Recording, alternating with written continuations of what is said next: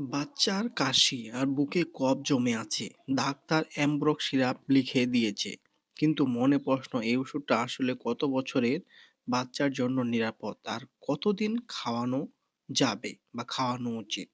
আজকের ভিডিওটা শেষ না দেখা পর্যন্ত এই ভুলটা করবেন না, না হলে বাচ্চার ক্ষতি হতে পারে। আজকে কথা বলবো খুব পরিচিত একটি কাশির ওষুধ নিয়ে, অ্যামব্রক্স সিরাপ। এটি হচ্ছে অ্যামব্রক্সল হাইড্রোক্লোরাইড গ্রুপের ওষুধ। ভিডিওর শেষের দিকে আমি সবচেয়ে কমন একটা প্রশ্নের উত্তর দেব, কত বছরে বাচ্চাদের জন্য আর কতদিন খাওয়াতে হবে। আর আপনি কি এই তথ্যটি জানেন? তাই শেষ পর্যন্ত সাথে থাকুন। আগে জানুন অ্যামব্রক্স সিরাপ কোন কোম্পানির।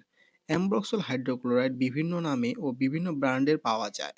আর অ্যামব্রক্স সিরাপে প্রস্তুত ও বাজারজাতকারক কোম্পানি হলো স্কয়ার ফার্মাসিউটিক্যালস লিমিটেড। এর একটি বোতলের দাম হচ্ছে 50 টাকা করে। এই ওষুধের কাজ কি? অ্যামব্রোস সিরাপ হলো মিউকোলাইট মেডিসিন, মানে বুকে জমে থাকা ঘন কফ পাতলা করে।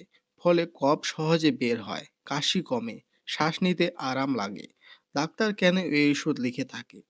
ডাক্তার সাধারণত অ্যামব্রোস সিরাপ দেন কফ সহ কাশি হলে, ঠান্ডা লেগে বুক ভারী লাগলে, ব্রঙ্কাইটিস, নিউমোনিয়ার পর কফ জমে থাকলে, শুকনো কাশির জন্য এটি নয়। তরল কফের কাশির জন্য বেশি ব্যবহার হয়। আপনি বা আপনার বাচ্চা কি আগে অ্যামব্রক্স সিরাপ খেয়েছেন? কমেন্টে লিখুন কাজ হয়েছিল কিনা।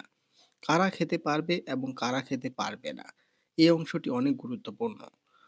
উপযোগী: কফযুক্ত কাশি, বুকের ভেতরে কফ জমে থাকা, ডাক্তার প্রেসক্রাইব করলে এটি খাওয়া যায়।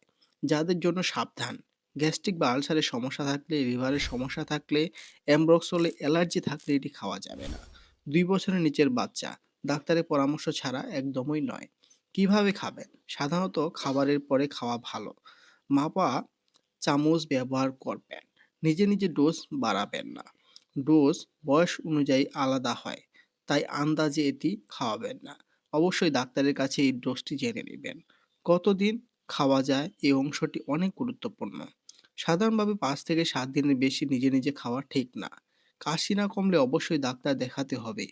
এখন যেন পার্শ্ব প্রতিক্রিয়া কি কি হতে পারে এটি সে বলে। সবাইয়ের ক্ষেত্রে হয় না, তবে যেসব পার্শ্ব প্রতিক্রিয়া সচরাচর দেখা যেতে পারে তা হলো বমি বমি ভাব, পেট ব্যথা, ডায়রিয়া, মুখে বা গলায় অ্যালার্জি, খুব কম ক্ষেত্রে।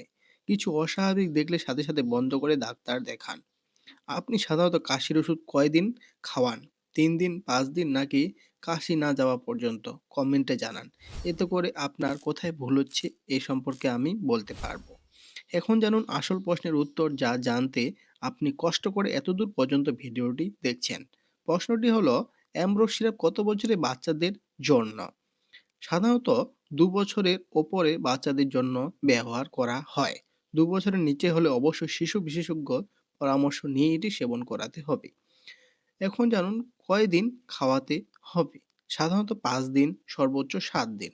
এর বেশি লাগলে কারণ খুঁজে বের করতে হবে। শুধু সিরাপ খেলেই হবে না, এক্ষেত্রে অন্য চিকিৎসা নিতে হবে। মনে রাখবেন, বাচ্চার কাশি মানে সবসময় সিরাপ নয়। অতএব ভিডিওটি যদি উপকারে আসে একটি লাইক দিন। এমন মেডিসিন রিলেটেড সহজ ভিডিও পেতে আমাদের চ্যানেলটি সাবস্ক্রাইব করতে ভুলবেন না। আর কারো কাজে লাগলে মনে হলে ভিডিওটি শেয়ার করে তাকে দেখার সুযোগ করে দিন। ধন্যবাদ।